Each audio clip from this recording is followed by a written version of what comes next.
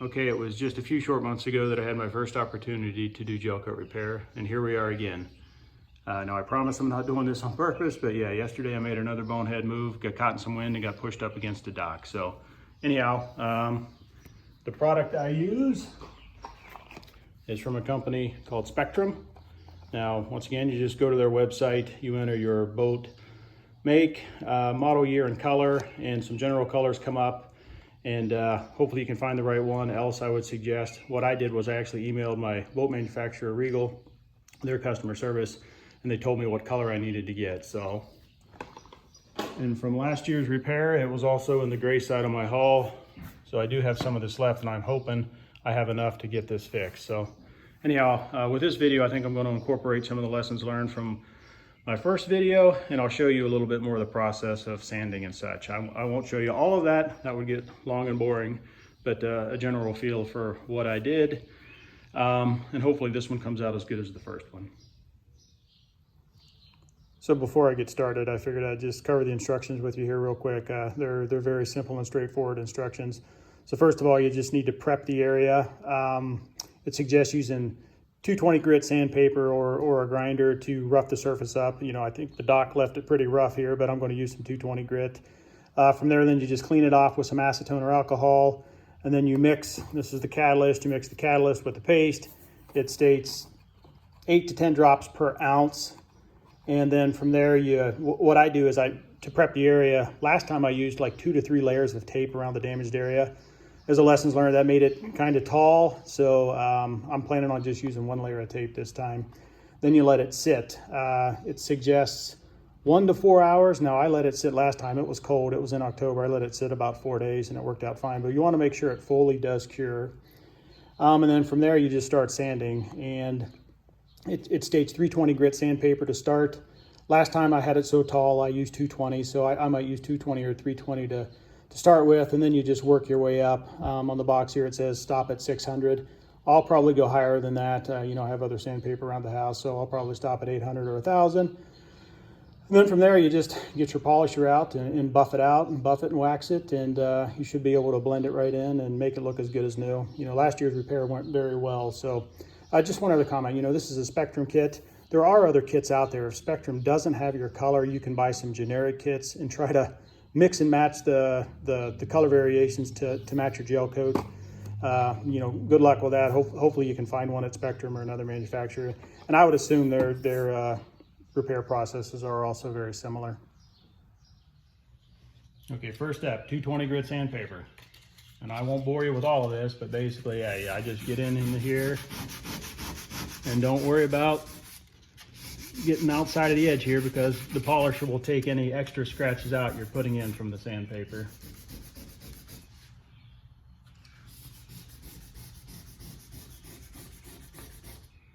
And all this is doing is roughing the surface up such that it'll give a better adhesion for the gel coat paste. A little bit right here too. Okay, the next step's a real quick one. Basically, you got to clean the area here with, it says alcohol or acetone. I have some mineral spirits. So yeah, just wipe it down, make sure you get all of the sanding material off of there.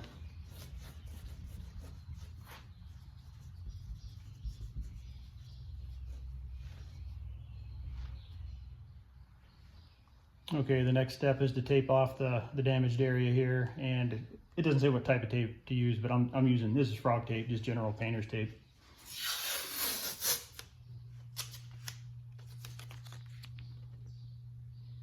And I'm just kind of going right to the outside edge of the damaged area here.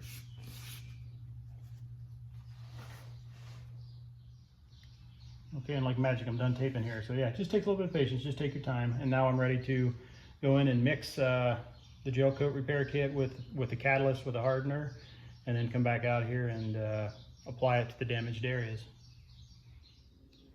All right, it's time to mix the paste and the catalyst. Now, last year when I did the repair, this is a 2-ounce kit.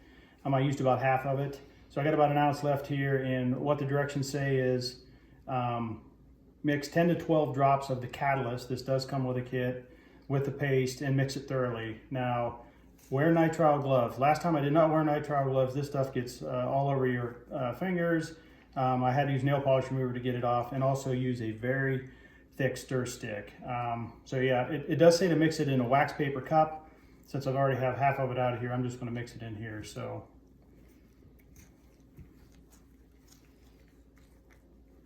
adding my 10 to 12 drops.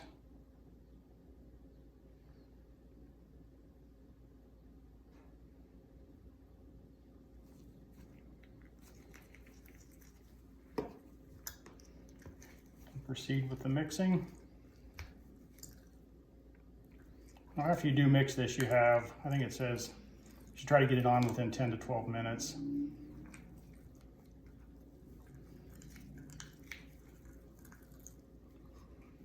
You know, this has been, I've had this since last October, and it feels like it's at the same consistency as it was when I did it the first time. So, okay, that's fairly mixed, so we'll head out to the boat now. Okay, time to apply the paste now. I'm going to use a plastic putty knife. Now, last time I actually threw my putty knife away because I didn't get it cleaned up quick enough and it hardened on there, so fair warning for you. Yeah, just take your time and apply it to the damaged areas.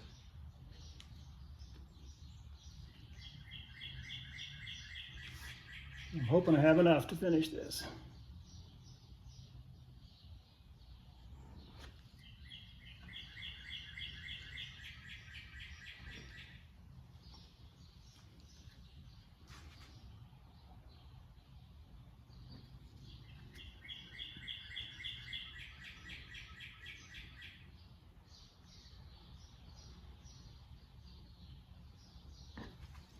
Okay, the paste is fully applied. Now I'm going to wait a few minutes here. I'm going to get my gloves off.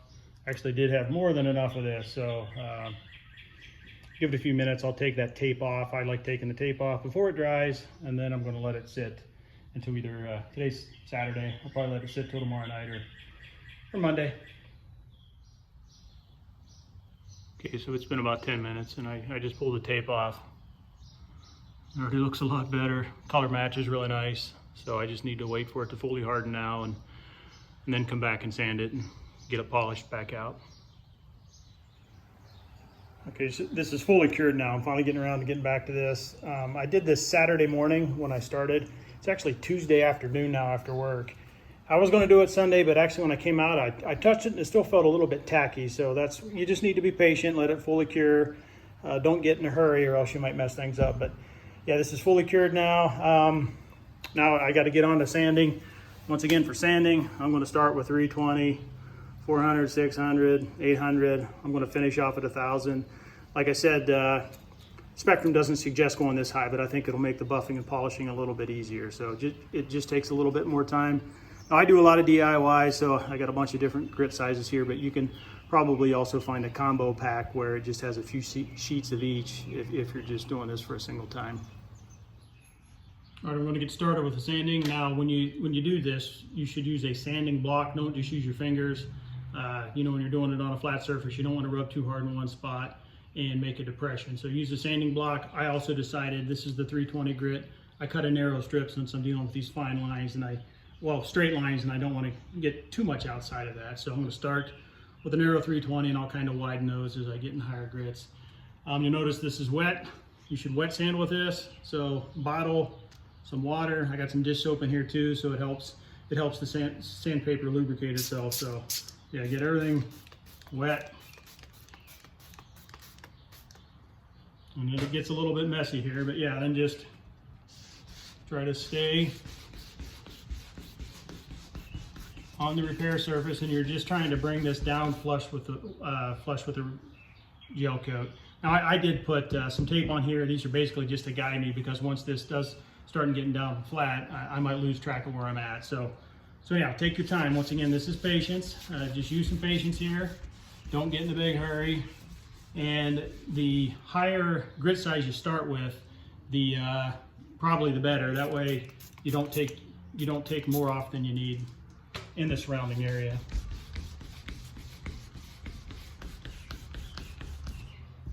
So yeah, that's coming down nicely. I'm probably going to hit pause here, and I'll come back after I've made a little more progress. I've been working on that top big scratch for, maybe 5 minutes. You know, once again, take your time, keep running your fingers across it, keep re-wetting the sandpaper with your spray bottle, keep re-wetting the surface, and look for, you know, just trying to get it down smooth. I don't know if you can kind of see. I mean, it's pretty much level. Now, it's probably not perfect, but once again, I have some finer grit sizes to go through here, and I don't want to take too much off. And I was going in circular motions and back and forth, and I did get a little wider. It just made it easier to sand. So anyhow, yeah, it's no fun rubbing sandpaper on your boat, but in the end, this should look really nice when I'm done. Change the camera angle, I'm left-handed, but yeah, I'm still on the 320. I just kind of want to show you what I'm doing. So yeah, I'm constantly re-wetting this. I've actually changed the sandpaper once here. I'm tackling both of these at the same time. But yeah, you just keep working at it. And this is the sanding process that takes the longest, because this is where you're removing the excess material and trying to get it level. And that's when you want to stop. So every now and then I'll stop. I kind of run my finger over it. I can still feel that it's above the surface. So I just keep going at it. And once again, keep wetting it. This helps clean the sandpaper out. And yes, I'm making a giant mess in the garage, to be expected to do that. So as you can see, that one's pretty much flat. So I'm just going to finish this one out, then I'm going to move on to the next higher size grit sandpaper. I'm done with the 320. Now the next step, I have another bottle here, vinegar water. Grab it from under our kitchen sink, and now you want to rinse. You want to rinse what you did before you go on to the next grit size. And the reason you're doing this is just to remove any pieces of that heavier grit sandpaper that might have gotten on there.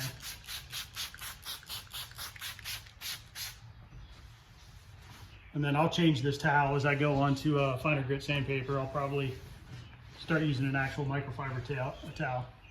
Yeah, it's already looking a ton better. Now, just one other comment. If you do, when this dries, you might kind of see the line from where the gel coat repair is. But you should also notice that if it's color matched correctly, it should match where you haven't been sanding. And then once you polish it out, it should all blend in perfectly. Okay, so before I move on, I'll just see it better in the sun. You can see where it's scuffed, and you can see where the repair is. I think you can kind of see the line. And here's the mess. So anyhow, on to the next grit size. Okay, I'm on to 400 grit now. And you'll notice I did peel the tape back a little bit. That way I can ensure that I get past where that 320 was. So it'll help blend it in. So I have the tape peeled back everywhere, and actually removed that piece. So this goes much quicker. Basically, you're not trying to remove material here. You're just trying to remove this, well, not remove the scratch marks that blend the scratches in from the 320. I'll probably spend 2 or 3 minutes on each grit size here as I move up, so I'll come back later here when I'm done. All right, one final episode of sanding. So I'm done with the 320, 400, 600, 800. Now I'm on to the 1000. I actually moved these pieces of tape back a little bit. This one a little lower. Now I plan to basically just do this whole area with the 1000. Of course, you can stop at 600, but then you're probably just going to spend more time with the polisher to remove these fine scratches.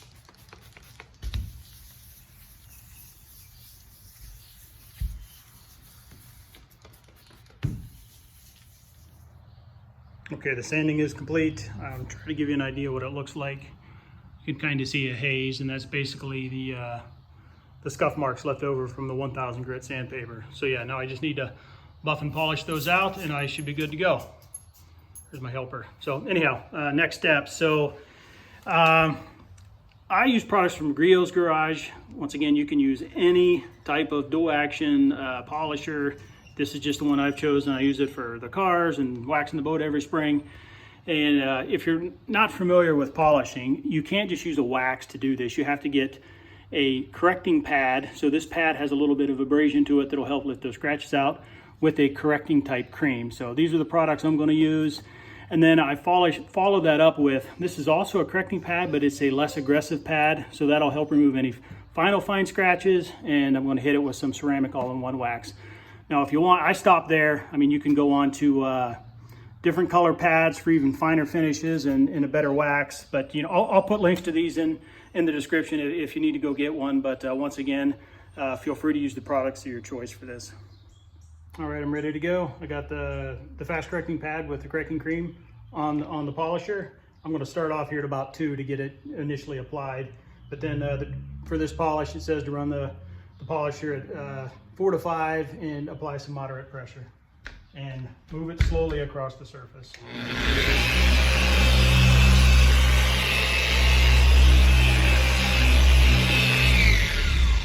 Alright, so I have it on, now it won't fling everywhere. I'm going to move it up to 4.5.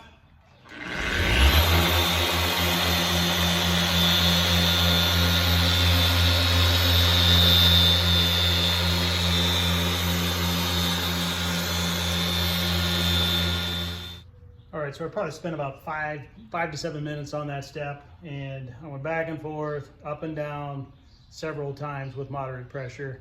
And then what you're supposed to do is wipe this off immediately with a microfiber cloth, and we'll see if it pulled the scratches out. So this is how it looks after using the correcting cream and the white pad. It's pretty good. The majority of those, well, pretty much all the scratches are out, at least my eyes can see. So I'll move on to the orange pad here next. Okay, so I'm on to the orange pad with the ceramic all-in-one wax, and this is actually the same wax I use when I wax my boat in the spring. So I'm just going to reprotect this area.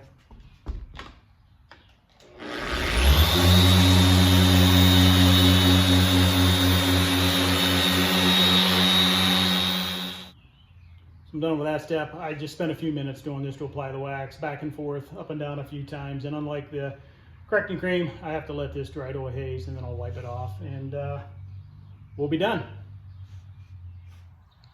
All right, I got the wax wiped off, and yeah, it looks brand new. It's back to a nice mirror shine. Try to get from this other angle. I wish I was out in the sun, but yeah, it looks great. So if you're any type of DIY person, if you do get some dock rash, I would suggest doing this repair yourself. I probably had, if I wouldn't have been goofing with the camera, probably an hour and a half, maybe 2 hours in this one. So anyhow, if you do try it yourself, please respond down in the comments. I'm curious to see if you have as good as luck as I do. And I think the secret here is just taking your time. You know, work your way up through this, you know, let it harden, then work your way up through the sandpaper grit sizes and make sure you get things sanded flat and smooth. And you know, then just polish it out, and hopefully it'll be like it never happened. Thanks for watching.